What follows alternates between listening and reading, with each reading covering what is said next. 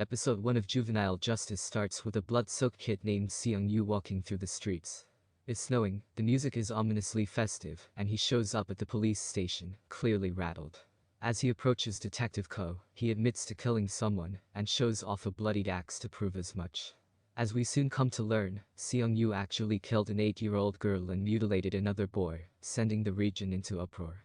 Yoon Seok is one of 12 judges that works within juvenile law, which is very different to how adults are tried. It falls on the judges to reform and supervise those who commit crimes. So why did Yoon Seok become a juvenile judge? Hatred. Her reason stems from hatred for young offenders. Yoon Seok gets settled into her new office, after being transferred abruptly, where she learns she'll be sharing the place with a male judge by the name of Tae-ju. As he arrives at the office, numerous protesters happen to be outside, asking for the Juvenile Act to be abolished. The child murder case we saw snippets of earlier in the episode referred to as the Yama case is briefed out to our judges. Seung-yu is a 13-year-old young offender who lived in the same building as the victim, a boy called Jae-hoo. He strangled the 8-year-old, then cut him up with a hatchet, dumping the internal organs into a compost bin, meaning the family couldn't even have a proper funeral. Not only is this case incredibly shocking, with a lot of evidence pointing to the boy being responsible, the juvenile court can only sentence Seung-yu to a maximum of 2 years because he's only 13. Yoon Seok is selected as the judge overseeing this. Yoon Seok initially refuses to get involved in the office's MJ gig, meet with judge, which sees the judges catch up with whomever has been released from court. When she does tag along, Yoon Seok keeps checking the time and eventually recommits a woman accused of stealing. And it doesn't take long for her to assert her dominance, telling the kid she despises her and should be locked up. Back at the office, Yoon Seok has earned the nickname of Judge Max, thanks to her notorious streak of giving out the maximum sentence to all young offenders. There's clearly something that happened in her past to make her this way, but she remains dead set on her work and doing so with a steely determination and an icy heart. In court the next day, Seung-yu tells the court, without his legal guardian present, that he's hearing voices and wasn't doing too well that day. With his mom busy teaching at school all day, he's alone at home. Seung-yu is seemingly mentally unstable too, and as he starts giggling, he calls out the juvenile center's rules, and how he won't be going to prison. Yoon Seok's crusade is made all the more trying when Jae-hoo's mom shows up, teary-eyed and recounting memories of her son. She blames herself and hands over an assortment of side dishes that were Jae-hoo's favorites. Yoon Seok is clearly touched by this gift, and it makes her more determined than ever for her to get some justice. The thing is, her senior, Kang, is being proposed a move into politics. With reporter Kim meeting him in private, he tells Kang that if he wraps up this case well, things should move along for his career. There are clearly some double standards here, and it also shows how flawed this juvenile system actually is. Yoon Seok is no pushover though, and she does extensive research on Seung-yu. She realizes that Seung-yu wasn't acting alone, and after scoffing at his weak proposal of schizophrenia, works out that his accomplice was actually a girl called Yoon. With the same outfit, elevator footage, phone records and the verbal recognition of Seung-yu to prove as much, she forwards on her concerns to director Kang. It's risky, and her hunch could backfire. Kang is quick to point this out, and gives a direct order for her not to pursue this. Yoon Seok is shocked, but Tae-ju eventually decides to team up with her in gaining justice. He wants the case to be wrapped up properly. Yoon Seok eventually finds Yoon in an internet cafe, but she makes a run for it. Yoon Seok follows though, and eventually calms her down in Episode 2 of Juvenile Justice starts with Tae-ju charging into the interrogation room, where Yoon Seok is ready to question Yoon. Despite a bandage across her hand, she relays on to Tae-ju that Yoon's attorneys are acting as her legal guardians. Given her dad and mum are both out the country, it's fallen to Geobo law firm to represent her. Specifically, an attorney called Ms. Hyo is present, but her attempts to hit out at Yoon Seok's late-night interrogation is met with venomous wrath. Yoon Seok has the phone records and enough intimidation and tenacity to crack Yoon's defenses. She brings up Seung-yu's pleas while he was taken out of court, and even plays the footage of her in the elevator too. Given she was actually at the cafe after hours and violating her probation anyway, even if she wasn't involved in the murder, Yoon Seok could still technically put her away at the juvenile center. All this commotion places Woo Soo-mi and Seo Beom, two of the staff at the criminal collegiate, in a tough position. They're clearly undermining Kang's rules, but he overhears them in the corridor and reprimands them both, lashing out and throwing papers across the room. Yoon Seok shows up and sticks up for her staff, taking the brunt of the blame, and also calls out that the juvenile center is a joke and rife for exploitation, unless they throw the book at these kids, and try to get a fair sentence for them all. Breathing heavily, he caves as Yoon Seok confirms she's going to use the law mercilessly.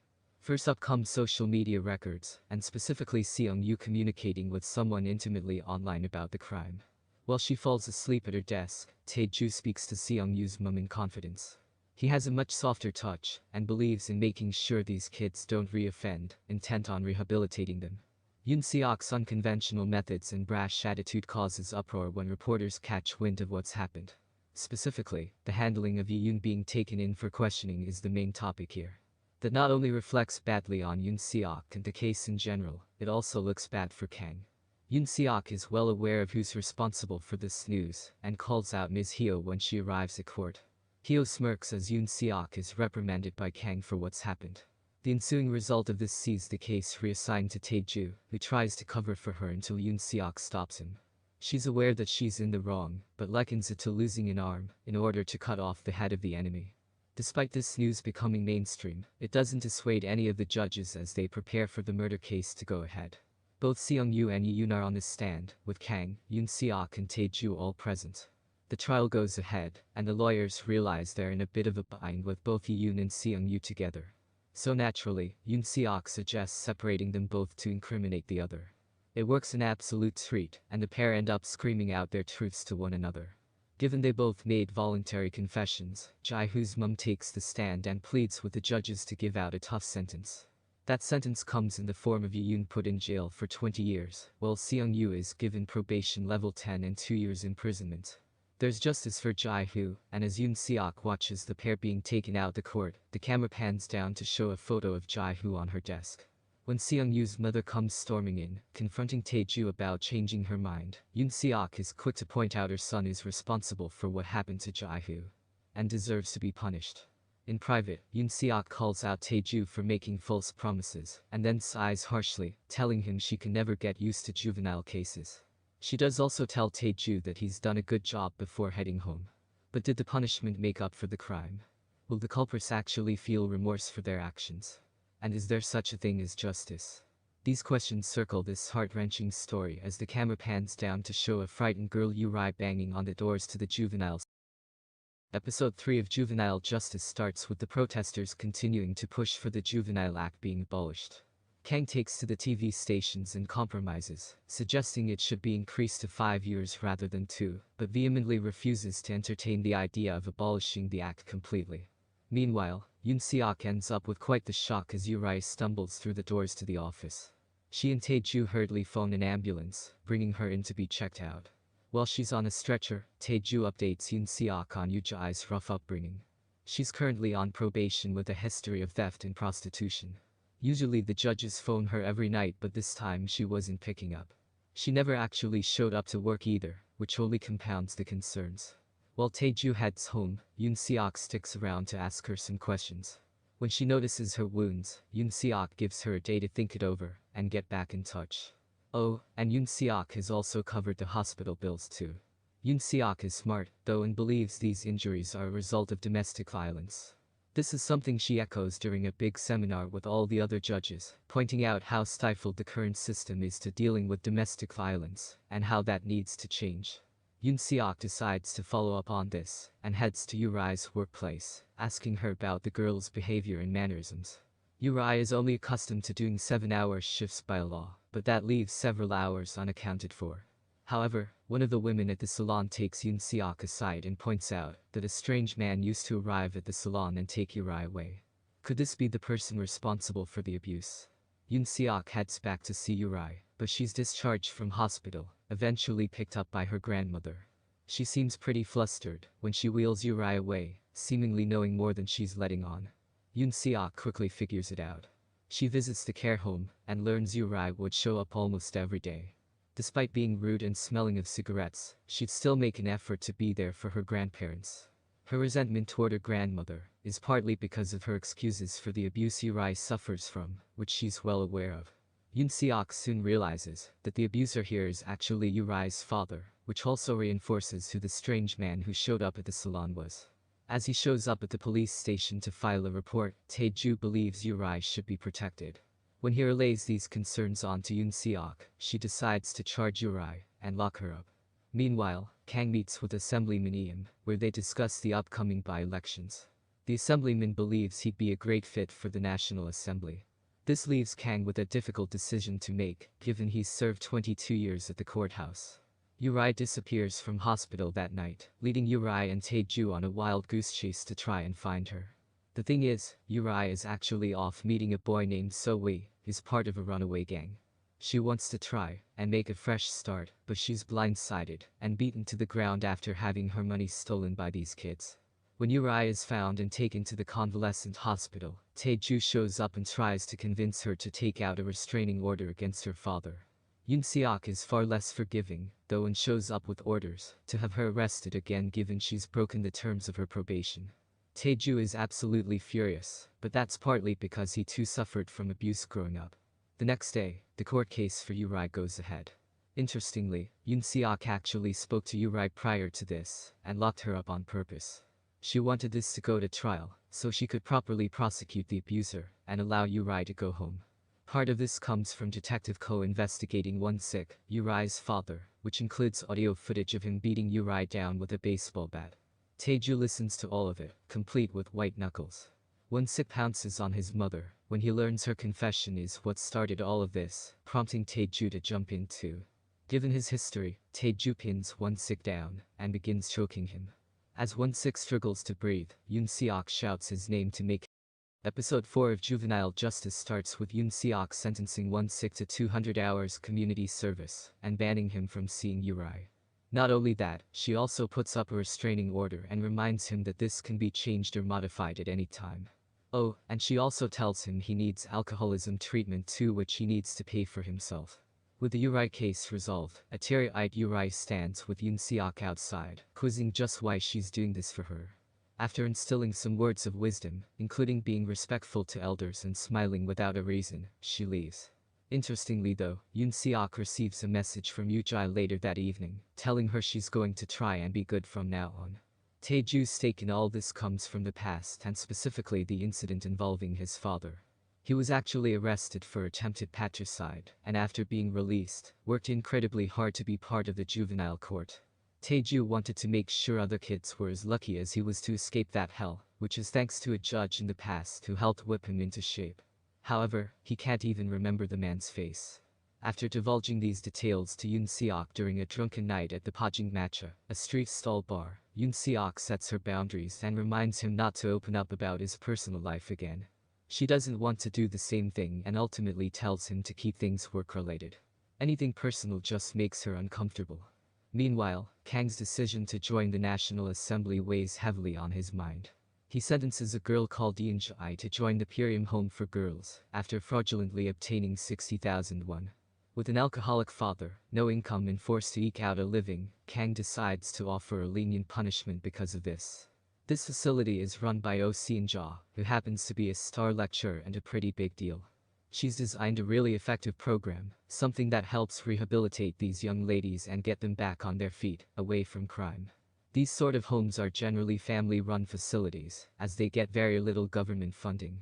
Kang tasks Tae-ju and Yoon Seok to visit the foster home as part of their duties as juvenile judges. Yoon Seok naturally starts researching, learning Seon-ja actually has 2 kids herself too. So essentially she's looking after 10 kids by herself. However, Young-sil receives a troubling call, which she relays on to Yoon Seok and Tae-ju. Suspicions of child abuse and embezzlement have been reported at Purium. Taking Kang and Yoon Seok aside, Tae-ju relays on the news, but Kang simply tells him to cover it up. Tae-ju refuses, telling him that, regardless if they're fake claims or not, they have a duty to look into this. Kang is distracted by the assemblyman messaging though, taking him away from the center.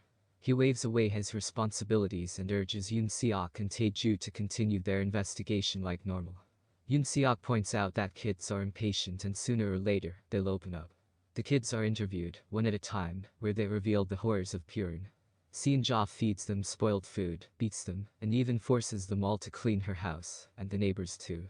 If they don't complete chores they get no food. And in fact, the abuse is so bad that one of the girls is actually in hospital. Her name is Yoo-jae. However, Seon-ja has a very different side to this story. The girls misbehave, with one of them smashing a bowl of rice on the floor after trying in vain to bargain for smokes.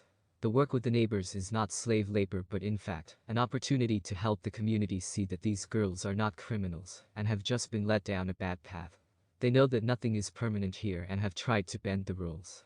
As for Yoo Jae-young, well, she was actually abused and beaten by the group of girls. Seon-ja had no part of this. Yoon Seok isn't done yet. She brings up the support fund of 50,000 won, and how the expenses show Seon-ja has spent 4.5 million won more than last year as a whole. But yet, none of the kids have gone on any excursions. As a result, special investigators will be showing up at the girl's home, and they may even go so far as to take her license away too. Before reporting this to Kang, Yoon Seok and Tae-ju visit Yoo Jae-young in hospital. According to her, the extra money spent was actually for her to have surgery. That night, Yoon Seok heads back to Pyongyang where she finds the place completely trashed. Seon-ja collapsed after Yoon Seok left, rushed to the hospital. One of her daughters, Aryum, is there to greet Yoon Seok, and she sheds light on how she told the girls to leave the place. Aryum smashed the place up herself, angry at her mum for always putting the girls ahead of her own daughters. Upon hearing this, Yoon Seok realizes that the person who called in the report of embezzlement originally was actually. Episode 5 of Juvenile Justice starts with Yoon Seok out with Aryum desperate find the runaway girls. Seon-ja is discharged from hospital and returns home, shocked at the devastation before her. When she finds out Aryum is responsible, it's an even tougher pill to swallow. With Yoon Seok there with them, the phone suddenly starts ringing. It's Min Ja-young. She's managed to get away from the girls under the pretense of getting snacks. Things are getting out of hands. The other girls turned on her while heading for the train station, with bruises covering her face and hands. Yoon Seok and the others scrambled to the hospital, learning what happened. Unfortunately, with the night getting late and no clues to go on, Yoon Seok and Tae-ju are forced to call it a night. They report into Kang in the morning though, letting him know what's happened. Won-young is furious, demanding they clean this mess up and find the kids given they defied a direct order. Thankfully, Yoon Jae rings the center, claiming the other girls are too intense, and she only pretended to hit Min Ja-young. Apparently the kids are taking it in turns to do shifts and forcing the others into prostitution to try and rustle up some money. Aryum happens to be listening to this and immediately tells her mum, who in turn tells Yoon Seok and Tae-ju. Yoon Seok is livid, bashing Aryum by telling her this is what happens when they kick kids out onto the street. Prostitution is the easiest way to make money, but of course it's incredibly dangerous. Yoon Seok remains dead set on bringing the kids back no matter what. While out checking the motels, Mrs. Oh finds Hi-rim and Yoon Jae in the streets and urges them to come home. Instead, they turn and run. Hi-rim is eventually caught but Yoon Jae is locked inside a motel room with a client.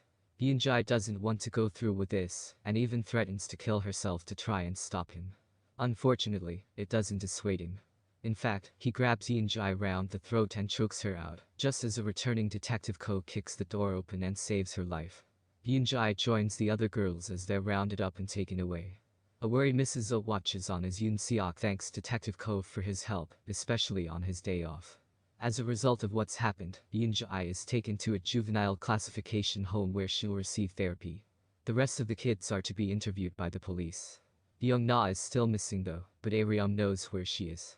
The phone call Yoon Jae made was actually intercepted by Aryum, who used Young Na's mother's condition against her, threatening her and urging the girl to go home. When Yoon Seok and Seon retrace her steps, they find Young Na sitting on the steps outside. She found her mum, but she didn't want anything to do with her. In fact, she looked away in disgust when Young Na hammered on her door, bloody knuckles staining the metal.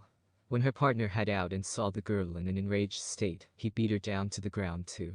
Young Na mum made up that she was terminally ill to give her an excuse to abandon her own daughter. It's a shocking revelation and something that catches both women off guard. Mrs. Oh throws her arms around Young Na, offering her comfort as the girl sobs. Unfortunately, most of these juvenile cases begin as a result of what's happened at home, and this episode sadly proves as much through the runaway girls. Aryum is also dangerously on the verge of going off the rails too, typified by her rampage with the bat. She feels sidelined in favor of these girls, who actually all sickeningly toasted that night over Mrs. Oh dying soon. Yoon Seok encourages Mrs. Oh to actually embrace her own daughter, and show she's happy and smiling, rather than carrying the weight of the world on her shoulders. That weight comes in the form of a miscarried child, which explains why she's been so adamant on helping these troubled girls. Outside the juvenile center, she jumps on Arion, hugging her and trying to be more positive and loving toward her daughter. Off the back of this case, Kang thinks about getting rid of Purium's license, but decides to drop it for now. However, the circumstances surrounding the other women can be forgotten. Yoon Seok eventually has to dish out the rulings for these girls, who all get lengthy sentences despite their troubled upbringings. All legal guardians in attendance are to take up counseling sessions too. She urges them to visit their children, relaying part of the blame on the adults and their failure to give their children a good upbringing. As the girls are taken away, CNA stifles a cry and sighs heavily. As the episode closes out, Won-young makes his choice and decides to do one more case before resigning for good. He's going to take up the assemblyman's offer after all. But there's a problem. Kang's son rings and claims that there's someone at the door. Meanwhile, Yoon Seok heads home and is greeted by a strange man. Episode 6 of Juvenile Justice begins with a brand new case to tackle. At Moonkwang High School, numerous teachers and students are charged with an exam paper leak. This has been forwarded on to Yoon Seok's jurisdiction, and it seems the school in question is one that only wealthy kids are a part of. Wealthy kids like Won-young's son. This explains the phone call last episode, and it seems like he's directly involved in this case. When Won-young heads home, he's beside himself with anger.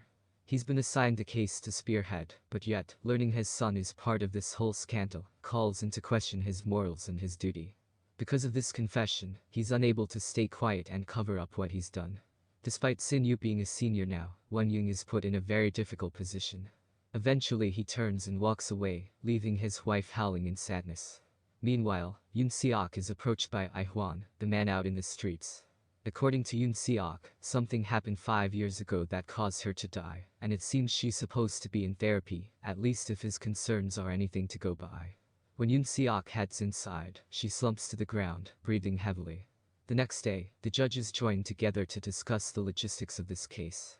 There are 21 kids in total that they need to handle. 18 of them will be handled by the collegiate division, while the other 3 who were on the wait list will be handled as a protection case. Kang warns that this is going to be a very different case to what they've grown accustomed to. Given the gravitas of the situation and the influence their parents have, this could turn very ugly, very quickly. With the judges ready, they begin sifting through the numerous documents and begin piecing everything together. Kang is overwhelmed with stress, and he even lashes out at Sin-yu, telling him if he wants to end his own life, he should do it, and not drag him down too, given he's innocent in all this. News is abuzz across the court of Kang's jump to politics, which is all over the TV. Everyone in the country has heard about this now, given the Liberty Party have already called out Kang as their candidate, and confirming this exam paper scandal is his last case. Sin-yu takes his father's words to heart and steps out in front of traffic.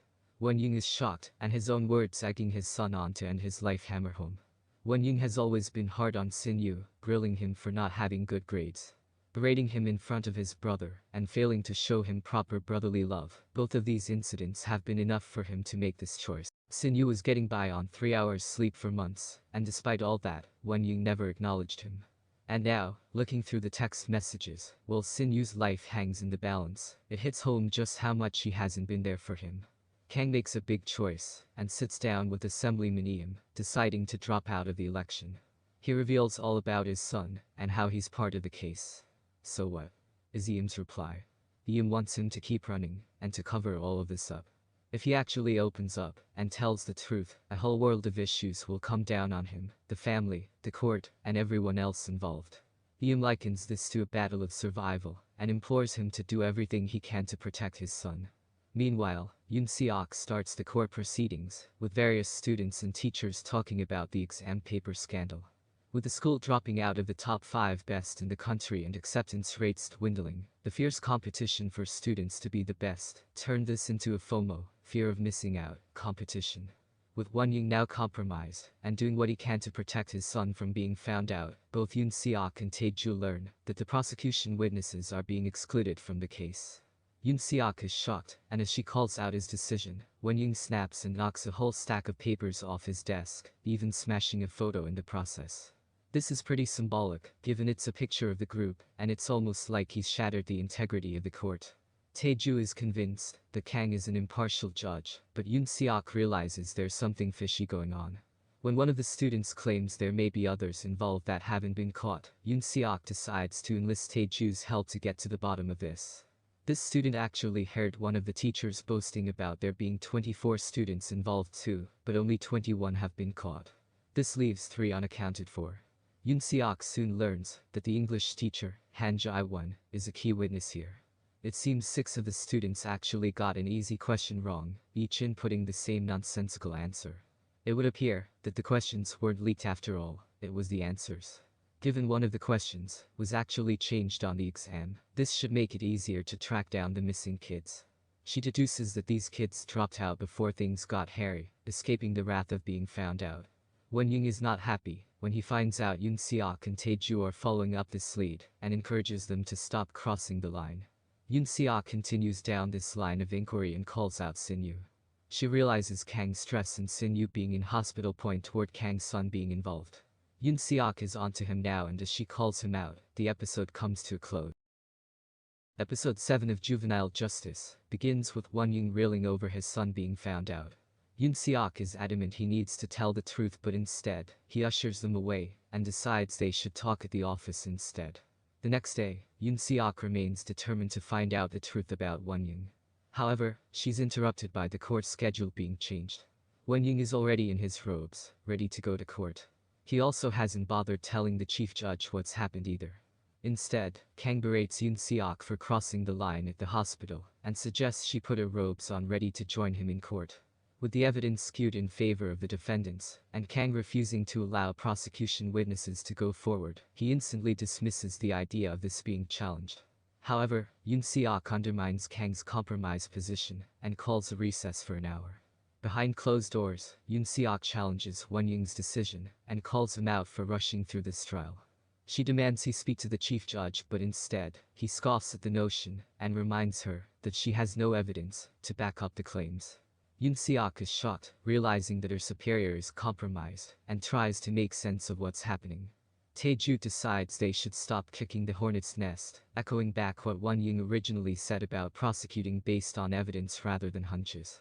It's a recurring theme throughout this show, and this episode brings that conflict to center stage. There are bigger consequences to what's happening though, and with the school allowing the kids to drop out and those who are left to retake their tests, the entire system has been compromised. The ones who will suffer the most are those left to pick up the pieces, while the kids who have dropped out get a leg up on the competition. In order to change that, Yoon Seok is dead set on trying to find evidence or a witness to use against Won-young. So naturally, Yoon Seok gets the chief judge involved and confirms that Sin-yu actually confessed himself. So there is proof, right from this source. The chief decides to deliberate over this for a day, while Won-young demands an explanation. Yoon Seok calls out how hard he's been working on the juvenile reform law. 5 years he's been working on it, believing he would be good at it, but Sin-yu's confession has crushed that. Yoon Seok holds her own though, pointing out the proverb, "Don't steal a candle to read a Bible." In essence, if the purpose is good, but the means to get there is corrupt, then it's all for nothing. The start of all this for Won-young stems from his journals, and specifically, how each of these cases have had regrets he's carried with him all the way through these 22 years. Just admit it, offenders need punishment, whether they be a judge or a child. Yoon Seok's confession is met with a teary-eyed Won-young silently walking away. Won-young decides to admit to what he's done, remorseful over his actions following the chat with Yoon Seok. News of this obviously leaks to the press too, who catch wind of what's happened. Won-young has a storm rain down on him, just like the assemblyman predicted he would. He's kicked out the by-election, and he's forced to attend a serious disciplinary hearing. Sin-yu meanwhile, is given 120 hours of community service and 2 years of probation. Off the back of this being resolved, Won-young leaves the office with his head held. Taeju follows though and carries his things to the car. He brings up the old case from the past, the one involving the judge who helped him out. It turns out, it was actually Won-young. Won-young recognized him right away and was incredibly proud of Taeju, who obviously came all the way from juvenile prison to becoming a leading juji. And just like Won-young did all those years ago, he bends down and helps tie Won-young's shoelace, thanking him for being in his corner. When he leaves, Won-young leaves a note for Yoon Seok. He tells her he doesn't resent her for what happened, given she was speaking the truth, and thanks her for her hard work. With Won Ying gone and a lot of hostility and hatred leveled toward the juvenile criminal division, Yoon Seok warns Tae-ju that things could start to get difficult for them. And just as she says that, the new head judge is running late and won't be there, leaving Yoon Seok to front a particularly nasty traffic incident case. The trouble is, one of the names that crops up as part of this case is Kwak Do Seok. This kid, if you'll remember, is one of those that Tae-ju was proud of for turning his life around during episode 1. And now it seems like he's front and center of this case. The 4 kids on trial, led by Nam Ja-eong, claim that they weren't aware that Do Seok didn't have a license. Do Seok is in a critical condition in hospital though, and according to his mum, the kids were bullying him. Yoon Seok and the others will need to get to the bottom of this, meaning Mrs. Oh, the wife of the man critically injured as a result of their reckless driving, needs to wait longer until they get a definitive answer. While Do Seok slips into a coma at the hospital, Mrs. Oh gives birth to her baby. Meanwhile, Yoon Seok is confronted by the brand new head judge, not Jun-hee, whom she has history with. Episode 8 of Juvenile Justice begins with news of Do Seok's coma spreading across to Nam Ja-eong's attorney. He's pretty confident that they can pin the blame on him, but was he really responsible for this? Tae-ju, of course, has quite an emotional stake in this case, given how much time he spent helping to reform Do Seok. While Tae-ju sobs at his desk, Yoon Seok listens from the doorway. Now, the issue here stems from who's telling the truth. According to Nam Ja-eong, Do Seok was driving recklessly, and they thought he had a valid license. Do Seok's mum though claims the kids were bullying Do Seok and forced him to drive in order to avoid another beating. So who's telling the truth? Do Seok's probation officer claims that Do Seok just stopped coming to the training sessions after a few weeks. However, the officer is also quick to point out he's a taekwondo black belt and over 6 feet tall too. Was he really being bullied? Something doesn't sit right here, and while Yoon Soo directs traffic, organizing for just the kids to stand trial next, and to scour their social media accounts for clues, Tae-ju goes rogue, and begins asking around about Do Seok at the car rental place. Jun-hee is furious when she finds out, and tells Yoon Seok to teach Tae-ju a lesson when she finds him. When she shows up, Tae-ju confirms there was someone else there with him when Do Seok showed up to rent a car.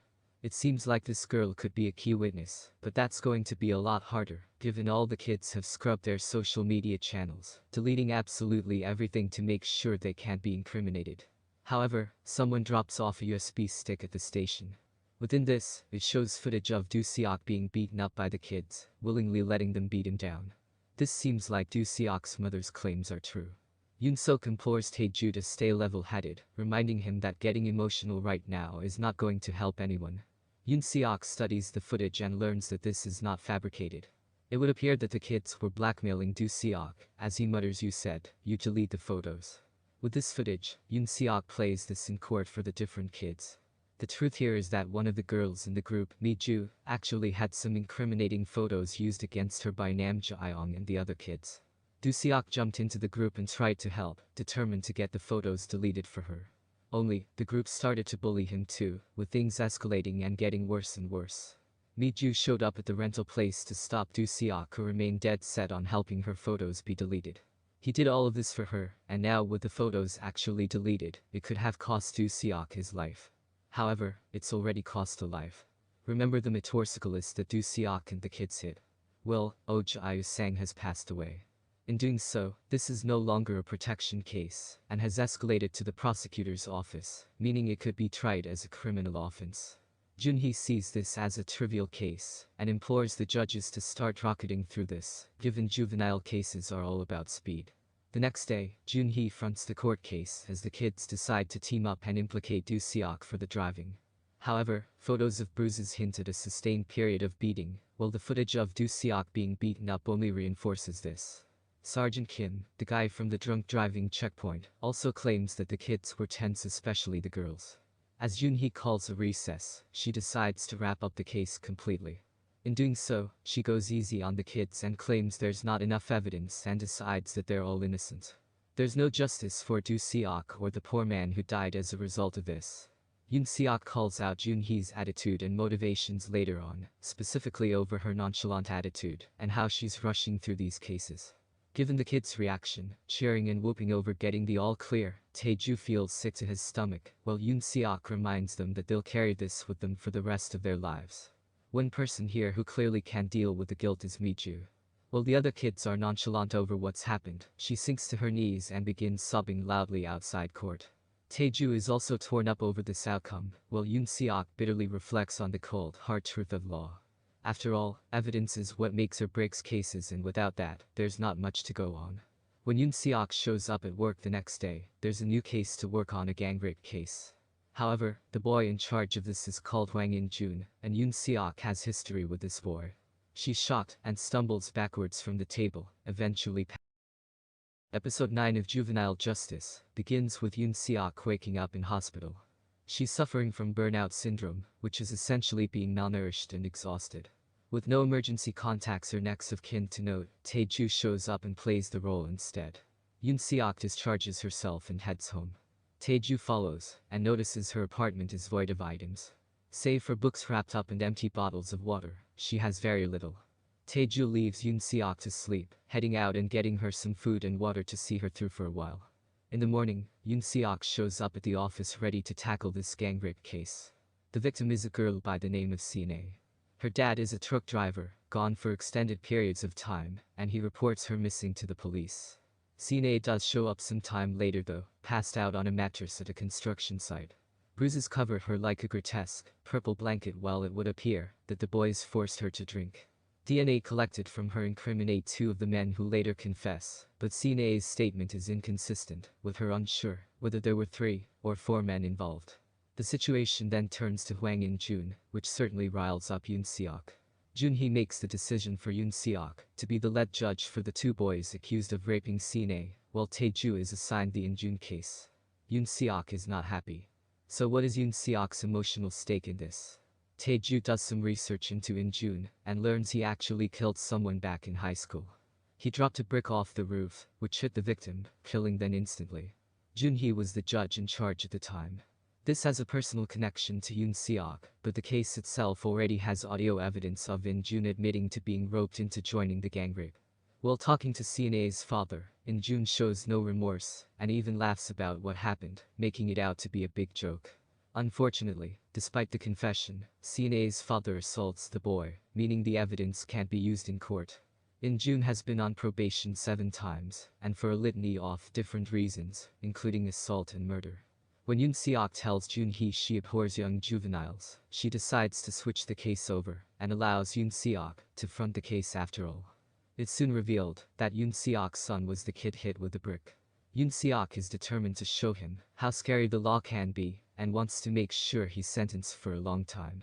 In court, In-jun claims he wasn't anywhere near the crime scene, and also tried his best to stop the kids from raping Sine. However, Yoon Seok has done her due diligence and teams up with Detective Ko, trying to find some evidence to use against the boys. And that evidence comes from dash cam footage from the car across the street. The audio and video footage has not been tampered with, which includes a verification certification. In-jun has been found to be lying in court with the irrefutable evidence. Based on this, In-jun is going to be further investigated, with another trial coming in 3 weeks' time. If there's more evidence, or he's found guilty in that time, it'll be sent to the prosecutors. Taeju catches up with Yoon Seok after court is adjourned, and claims there's another boy involved in this case, Baek Do-hain. This boy happens to be the same one involved in the brick incident. Ihwan's mom shows up and slaps Yoon Seok in the face after court. She blames her for the death of her granddaughter, and makes a massive scene in front of everyone. When Yoon Seok heads home, Ihwan catches up, and apologizes for what his mother did. Yoon Seok shrugs it off, and tells him never to show up. The closing episode of Juvenile Justice begins with Junhee placing 2 and 2 together. She realizes that Yoon Seok was once the mummy of the newborn by accident killed by In-jun and Atain Hyein, and confronts her, referring to the conflict of curiosity. Yoon Seok provides a protracted, heartfelt speech about Junhee's screw-ups that day, how her brisk 3 minutes couldn't have presumably taught those boys the relaxation, referring to the very genuine repercussions of their actions. Junhee, predictably, doesn't save it effectively. She pulls Yoon Seok from the case, and threatens her with an investigation. Another folk upright don't relish criticism. Consider that, Yoon Seok gained it full the matter.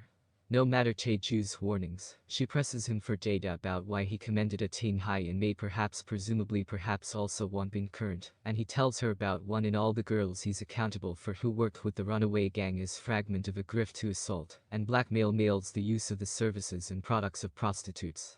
Attain Hyen is infamous because the psychotic leader of that gang, the other contributors of that are other folk who raped CNA. If he wasn't current in the taxi-cum photographs, he was once enthusiastic somehow. Yoon Seok follows these testimonies to a somewhat advanced operation by which the crowd raped girls, movie the act, and promote the pictures for a reputedly hefty profit. This leads her without prolong to attain Hyen's noxious of operations. Nevertheless, he catches her snooping at his PC, and in Yelp, that they originate to fight. He stabs Yoon Seok in the shoulder. She hits him with a brick. They break into a back room, where Yoon Seok spots a shoe that suits the one left on the scene of CNA's rape. Attain Hyen overpowers Yoon Seok and begins to strangle her. Nevertheless, he's interrupted by the flashing light bar of a police car. Yoon Seok is taken back to the courthouse, where Junhee helps to patch her up. Yoon Seok does her totally to persuade her that this isn't upright about revenge, and that CNA's case is upright the tip of a truly irascible iceberg. Fortuitously, Junhee listens. Using proof taken from Attain Hyen's noxious, Tae-ju is able to coerce the other two boys into revealing his involvement and the extent of the operation, and give the court cloud entry to Attain Hyen's secret phone, which comprises a relish trove of proof proving that both he and In-jun are responsible. Junhee ensures that Attain Hyen takes the stand to be shown all this, and naturally, he flips out fully, he and In-jun totally incriminating themselves extra of their fight and argument. Yoon Seok is also current in the court, and Sienna is searching from one other room. She's allowed her closing thoughts on the case, and on Yoon Seok's advice, she lifts her head high and tearfully asks for her life to return to straightforward. Junhee's involvement on this case compels her to particularly feel sorry about to Yoon Seok, and certainly to anybody else her selections may presumably even have impacted. And Kang compels her to testify on Yoon Seok's behalf to the Supreme Courtroom Disciplinary Committee that Yoon Seok stands sooner than she reiterates her web convey on younger offenders. As it seems, she quite despises them. However, the context has changed now. She's racy to treat them pretty and objectively. However, the closing line of Juvenile Justice is merely a reiteration of Yoon Seok's hatred, despite younger offenders. In fact, then, has the relaxation finally changed? If you want to watch Ending Explained questions, then please check the description below. I will drop the link.